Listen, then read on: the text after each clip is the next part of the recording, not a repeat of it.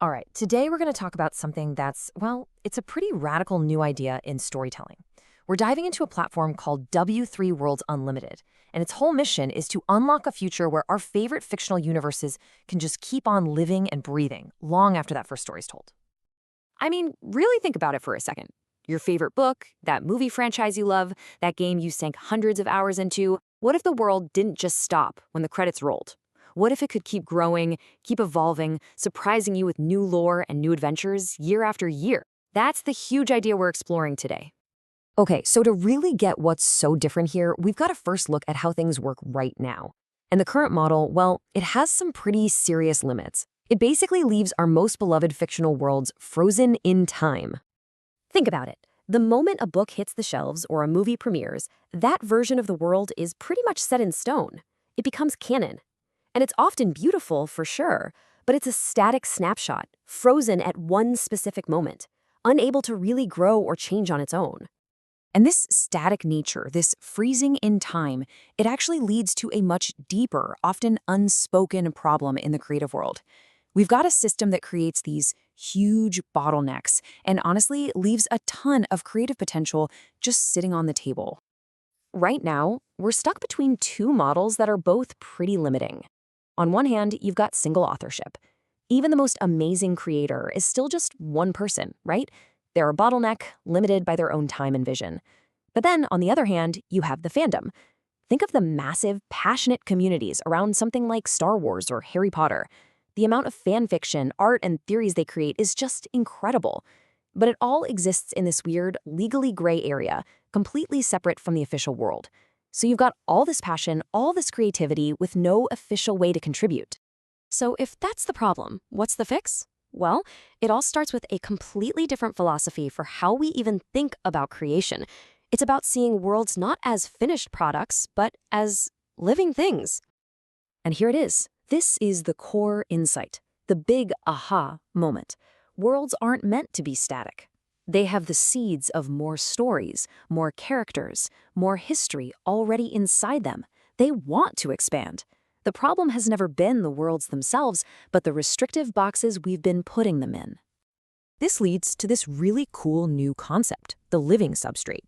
So instead of creating a finished piece of intellectual property, a creator builds a foundation. You know, the core rules, the main characters, the setting, that's specifically designed for other people to build on top of. It's not the finished sculpture, it's the clay. And the big takeaway from all this is pretty clear. When we shift from one person creating in isolation to a collective imagination, we can build universes that are so much richer and more complex than any single person could ever dream up on their own. Now, this all sounds amazing in theory, but how does it actually work in the real world? This is where the platform W3 Worlds Unlimited comes into play. It's basically the infrastructure that makes this new kind of collaborative world building possible. The process itself is actually pretty straightforward. A creator kicks things off by establishing their world and setting the rules for how it's going to grow. Then, they decide who gets to play in the sandbox and how. And finally, they get tools to manage all the ideas that come in. They can accept a new fan-made character and make it official canon, or integrate a new location into the main map. They can even let a story fork, like imagine a fan's idea becoming its own official what-if timeline that doesn't mess with the main story. And the most important part, the original creator always stays in control. And that control is super flexible. A creator could choose an open model, basically turning their world into a creative free-for-all, where anyone can jump in. Or they could go with a curated model, where they handpick their collaborators or approve every single addition to make sure it fits their vision. They could even set up a paid model, which is like creating a professional, collaborative writer's room where people pay for access. And listen, this isn't just some pie-in-the-sky idea. The platform already has a live MVP, a minimum viable product. That means right now it's got user profiles that track your contributions, tools to actually build out a world, a system for submitting your ideas, and those all-important controls for managing what becomes canon. It's real. So we've covered the what and the how.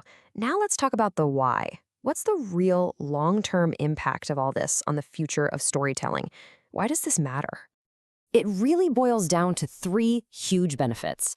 First, you unlock emergent storytelling, where narratives can grow in these organic, unpredictable ways that no single author could have ever planned.